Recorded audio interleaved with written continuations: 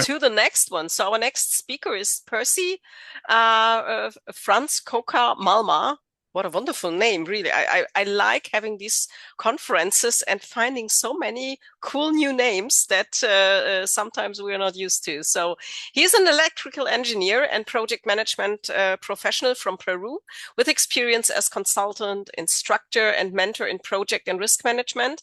And Percy also has a solid experience managing schedules and budgets, risk analysis, and contingency forecasting, and of course is aligned with the PMI and also AICE and the ISO 21500 and 31000 and NACE contract standards. So really full professionalist here.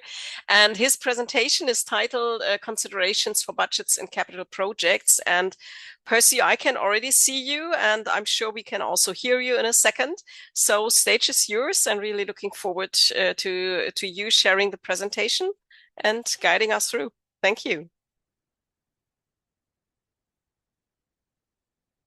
You are still muted, but... Yeah, sure. Yes, perfect. We can see the presentation, so let's start. Yeah, you can see the presentation now? Yes. Oh, yeah, perfect. It's great. Well, what a great presentation. I really thank you for that. Well, it's interesting. It's how the situations presents in this form. No, I was thinking how to present or talk about cost, budget, and planning that is really important for any project at the world, because any project has many problems all the time. So this presentation try to give them how to improve the way to make things better. No, I really think to Private Management Institute Galicia, Spain chapter, and the Global Construction for this opportunity to present this presentation. Good morning from here in Peru. Maybe it's late in your countries, but here it's early in the morning. No, well, let me to advance with the presentation. How Alex said, this presentation is titled Considerations for Budgets in Capital Projects. So it's really important for now how to, how you said, improve it and establish a way to develop a project considering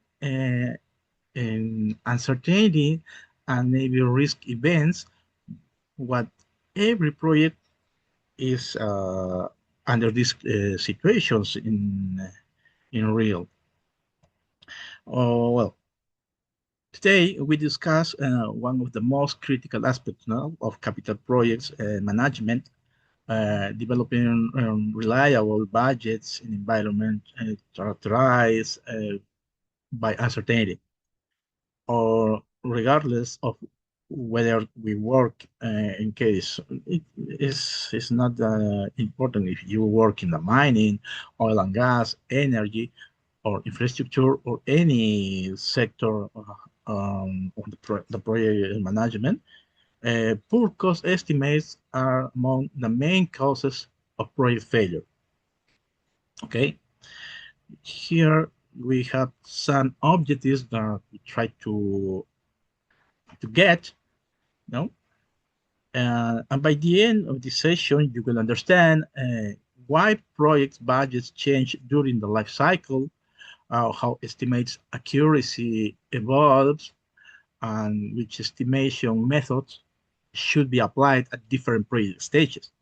Now, how risk and uncertainty affect budgets, and how probabilistic methods improve investment decision making.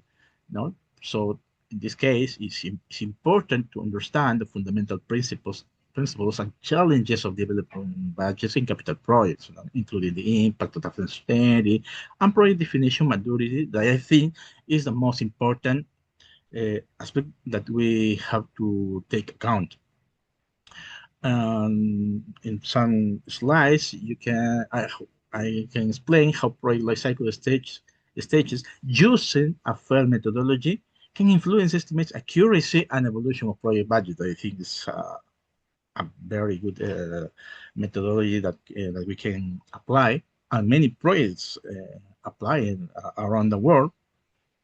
Now, on how apply appropriate cost estimation methodologies, right? I think this is really important for that. And finally, one objective that we can get is integrate cost estimates, risk analysis, and economic evaluation to support investment decision making in capital projects. No.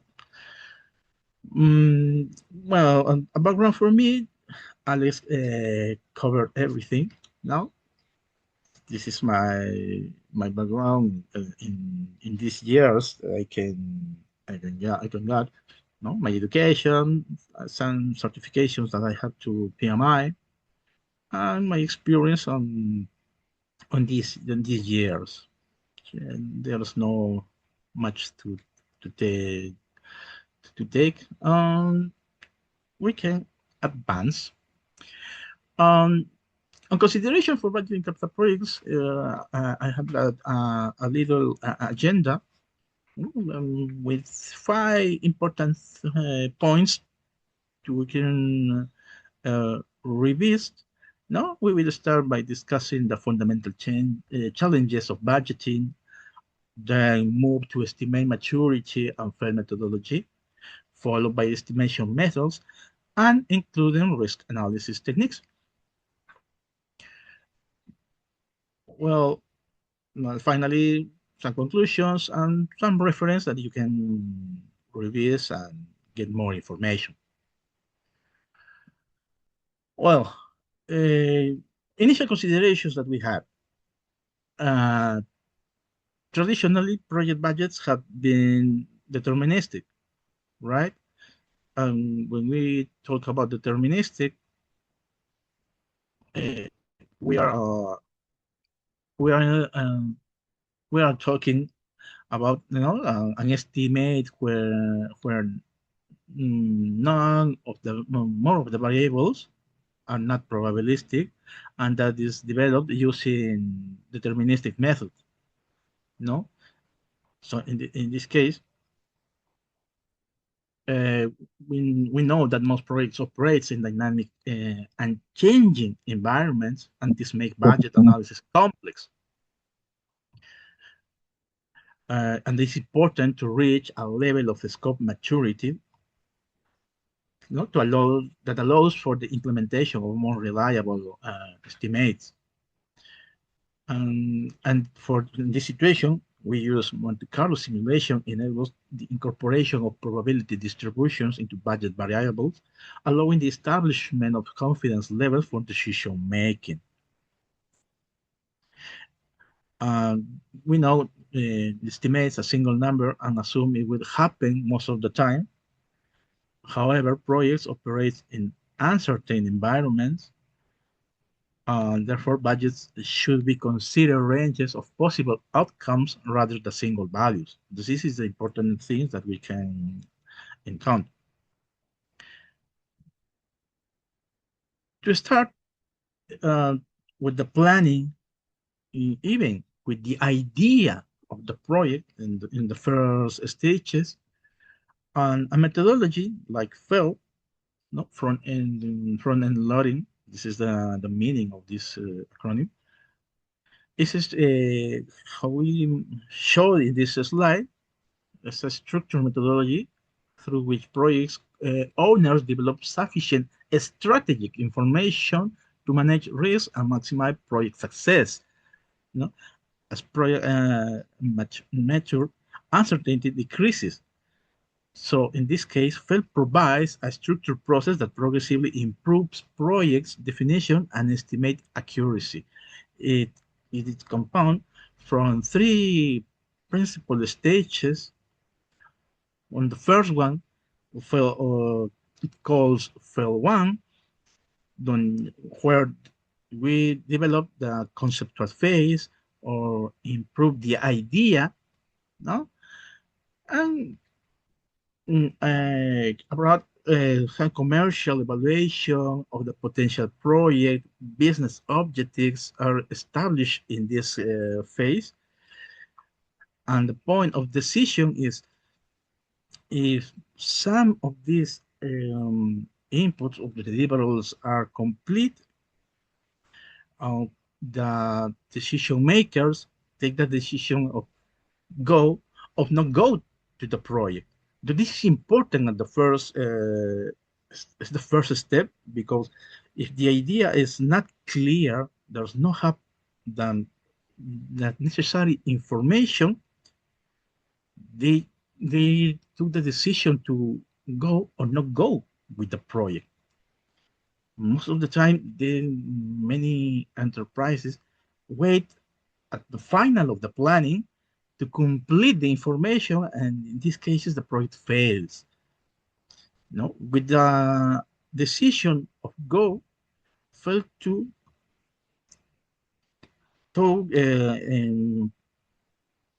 is working on the feasibility phase, working with the conceptual engineering to define project scope. This is the three phases are developing by the owner. I can take the account this point. Here, many alternatives are evaluated. Select the option that best meets for one objectives. Now, decision makers evaluate and decide if the project is go or not go. At this point, the investment is less than that the project need at the time. So it is important to step by step are developing the scope maturity. If the project gets go option, phase 3 starts, which is the definition phase, develop basic engineering and develop implementation plan. No, we detail the scope, with development and planning, project evolution, project execution plan is developed here, cost estimate and schedule for control, and again, the point of decision making, if the project is go or not go. The owner at this point decides if the project is ready to start the uh,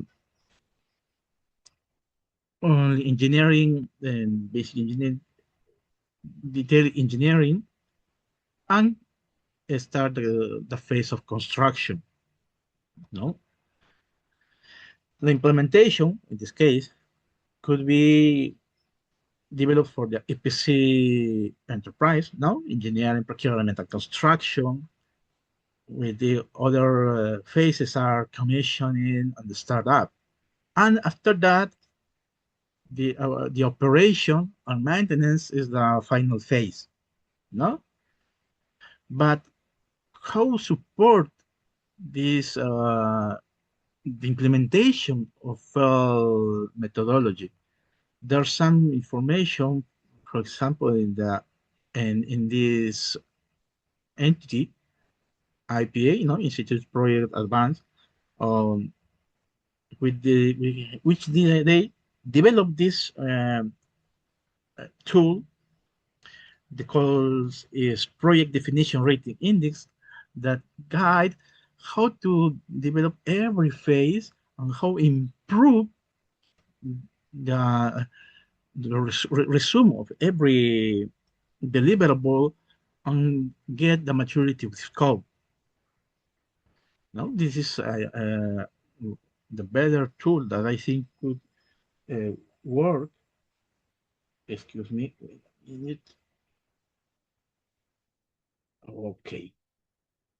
Yeah. So, in wait, finish with this. Um, Better definition here it equals to better predictability. So this is important to develop to get a better maturity of scope to for he get less problems with the implementation phase, less risk, less overruns, and lags with the schedule. For example, when we talk about the estimation range, there's two ways that I can recommend to apply. For example, PMI have three ways to or three range to estimate a project. You know, if you release the PMBOK or other information, you can know about raw order of magnitude. But this type of estimate is usually made during the initiation process, as in the range of minus 25% to plus 75%. It's the same to start in field one and maybe to field two.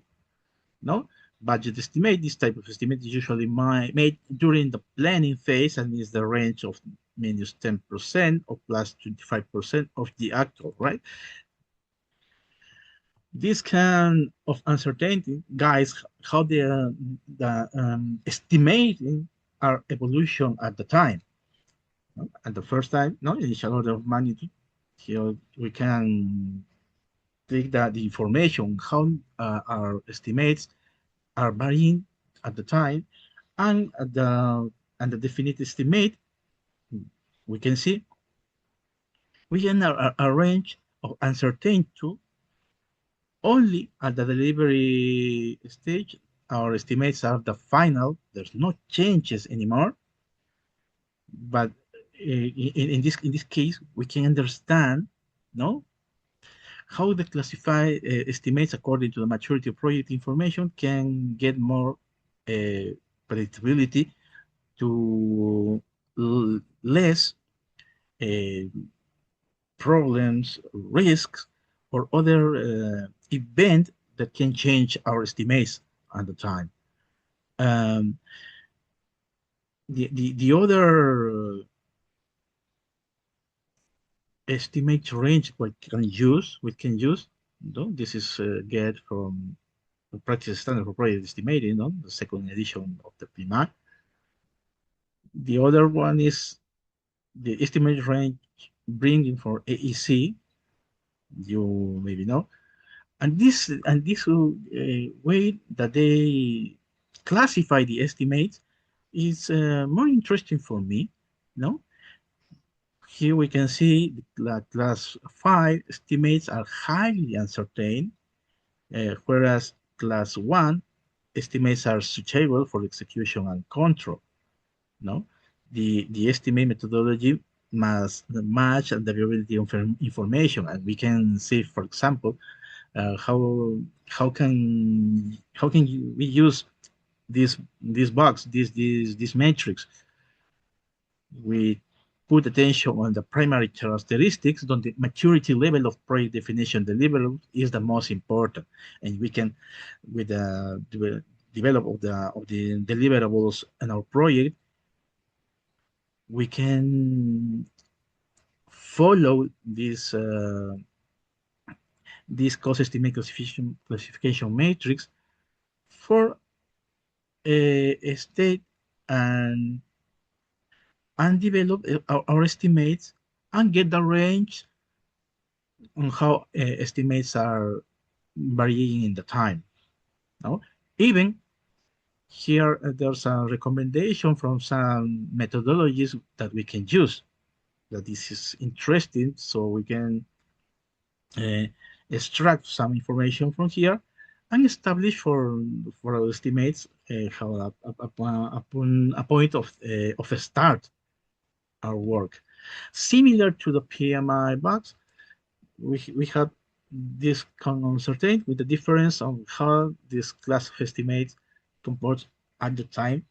Now we can see class 5, class 4, class 3 are improving the estimates to arrive in the better number that we can use for the project for classifying and establish the budget that we can use at the implementation stage. No, this is a this chart was get from this practice recommended from AECE. There's a reference, and here there's important that's important time. And this image is really interesting. So when I see for the first time, was great for me. So if we implement, fair methodology here, when there's a vision, the conceptualization and definition of the project, the class estimates are advancing, and we can put in order our deliverables, and we can see how is the participation of different actors of the project, and how decrease at the time of someone or of anyone, and how increase of the others. For example, business unit or the owner at the first stage, when the vision of the project is starting, well, the owner, the participation is totally. No, in this point, the class estimate of the budget could be or stay on class 5. Now, select best options. No, great estimate accuracy may take more time than the other phases. No, with the participant maybe from the contractor, engineering and projects, operation even have a little participation in this point, and the owner has the more important participation here.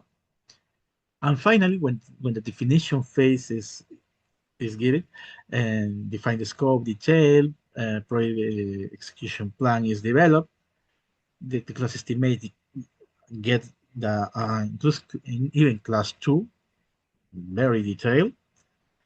The participation of all actors are maybe at the similar point participation. And finally, implementation. No, the owner decrease or participation, but never stay out.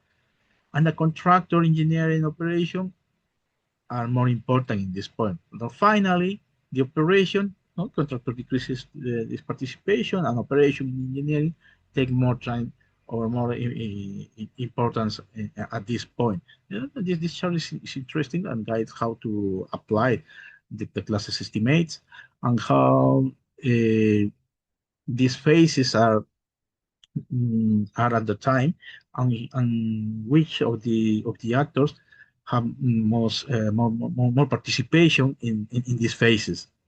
No, this is something interesting. Well, we can see, no, how they participate on the life cycle of the project. Here, when we are talking about budgeting for risk, many professionals still confused with with some terms. No, this is usually one of the most important slides here, because many organizations still confuse, for example, terms such as contingency, management reserve, and allowance, and other terms that we can explain here. No? Contingency,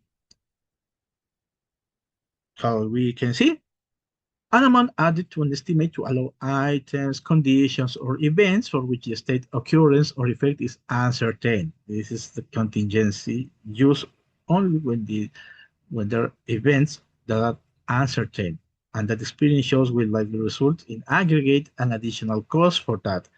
Or not, typically estimated using a statistical analysis or judgment based on past asset or project experience. Well, with a resume of this paragraph, contingency is developed for the risk that we are identify and make an evaluation for that. No, contingency estimate for each activity. No, we evaluate many risks for activities or for a work package. No, contingency reserve is for non-risks, and this contingency estimate for each activity plus contingency reserve is the budget at completion that we can see when we use uh, earn value methodology. No, this this KPI is used in this point. Another one is management reserve. That is an amount and an estimate to allow for discretionary management purposes, now outside of the defined scope. This part is important. It's outside of the defined scope. There are events that we can not have idea if they can happen of the project, no, as otherwise estimated. May include amounts that are within the defined scope, but for which management here said does not want to fund as contingency or that cannot be effectively managed using contingency. How to express that? If there's if there are if there are probably there are some risks that we can identify. For example, um, COVID-19. No, this and when this happened, nobody knows if this pandemic can happen. No, so in these cases, for example, only for these cases that is out of our planning, management reserve is given for the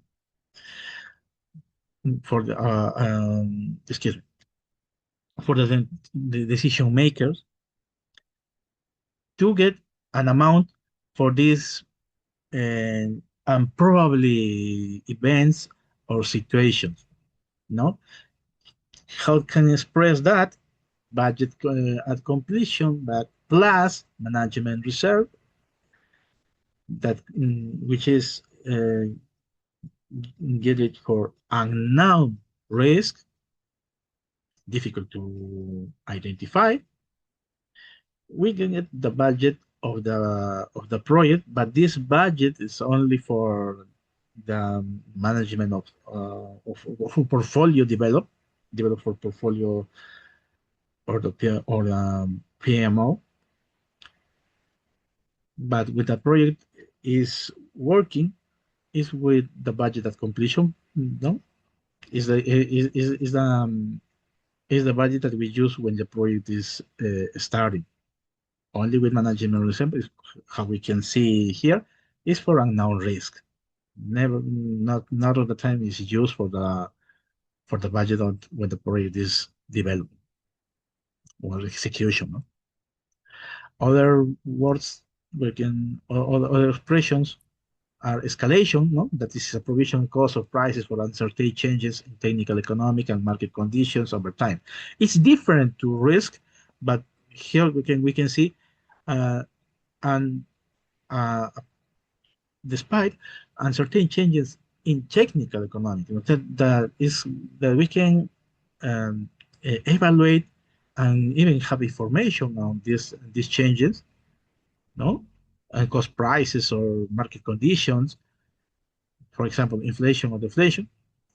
We can get this information and this not configured as a risk.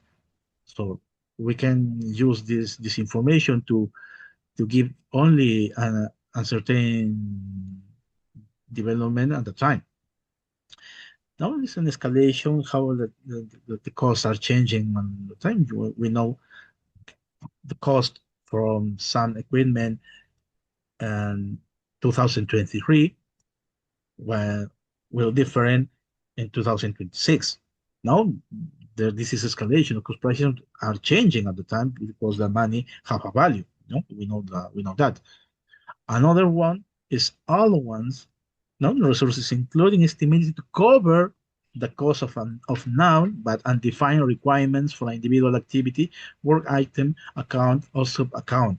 And what is the difference from risk or escalation when we are talking about allowance? I use some examples to determine or understand allowance. For example, if you are mm, in the in the phase of construction, for example, and you are using concrete, and you need, for example, three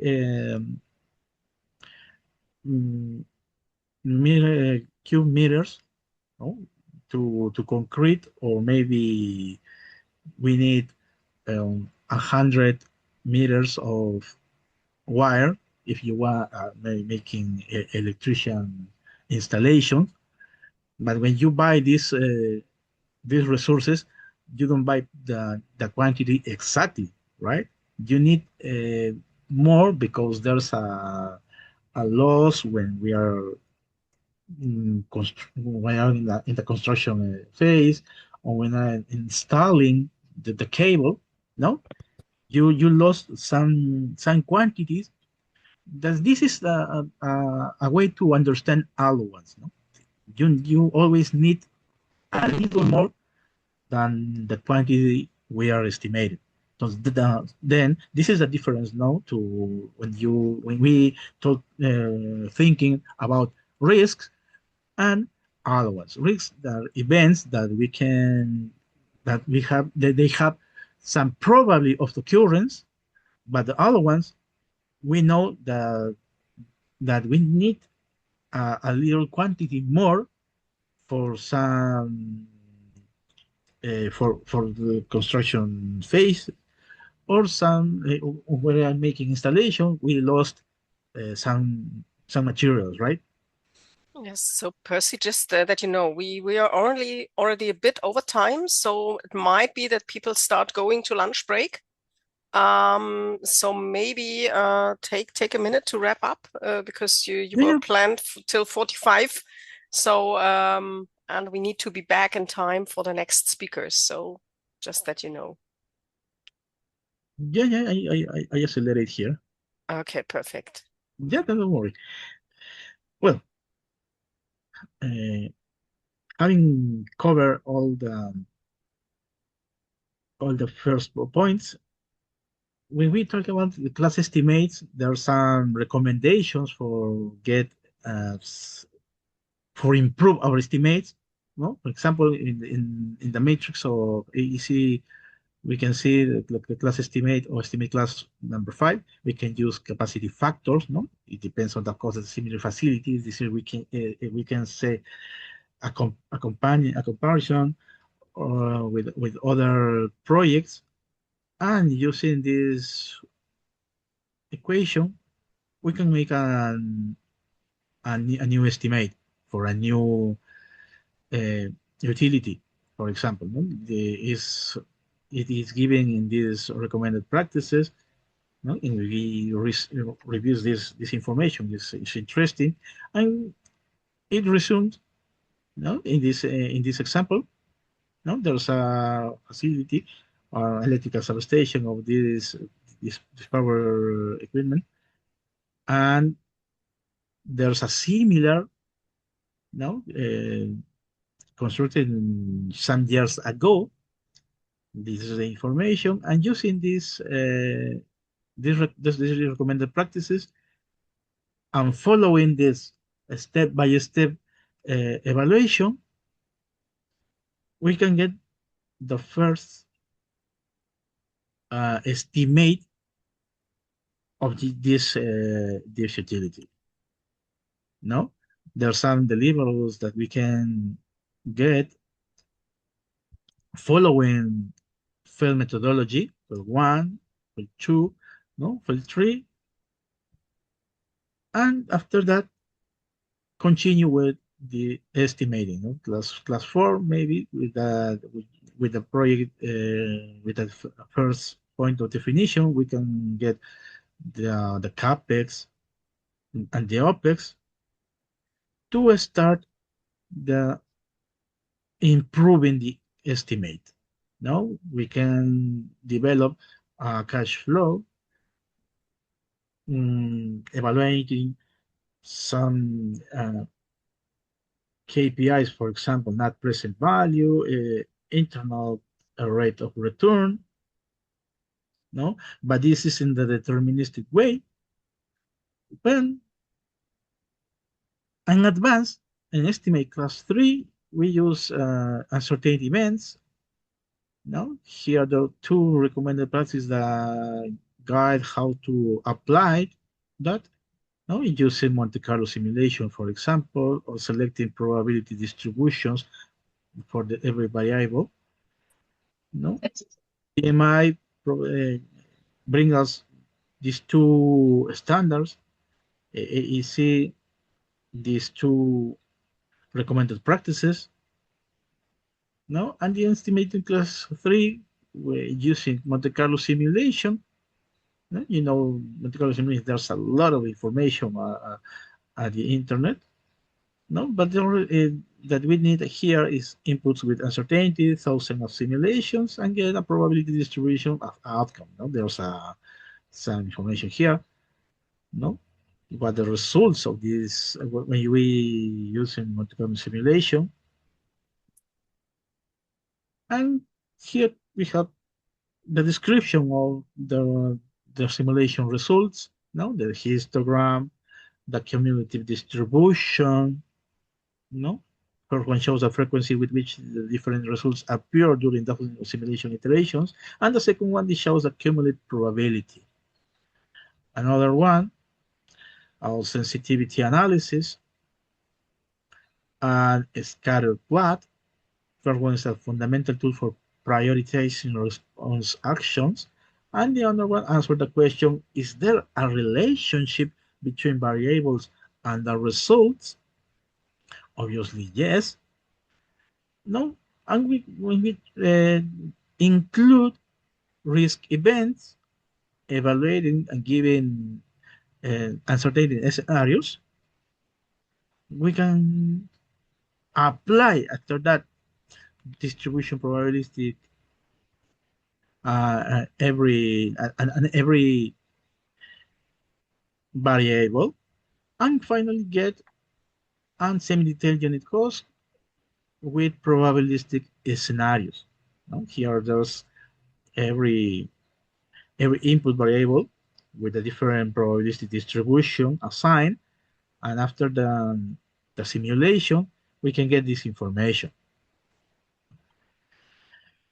How can we conclude here? It is important the project has a deliverable definition maturity, minimum level of class of 3 or higher. We can say class 2 estimation will the best point here. And we are assessing risk to establish the investment budget. It is important to appropriately select probability distribution. This is important to take account. If historical data is unavailable, expert judgment is a useful starting point for established assessment scenarios. Now, this is the conclusion that we can get here. And there's some references, no, that we can use to develop these estimates and get a great or a good estimation. No. Okay. We conclude here: capital projects fail not because organizations cannot estimate costs, but because they underestimate uncertainty. The objective of modern cost engineering is not to predict a single number. It is to understand the range of possible outcomes and make better decisions with the uncertainty. Thank you, Percy. Thank you so much.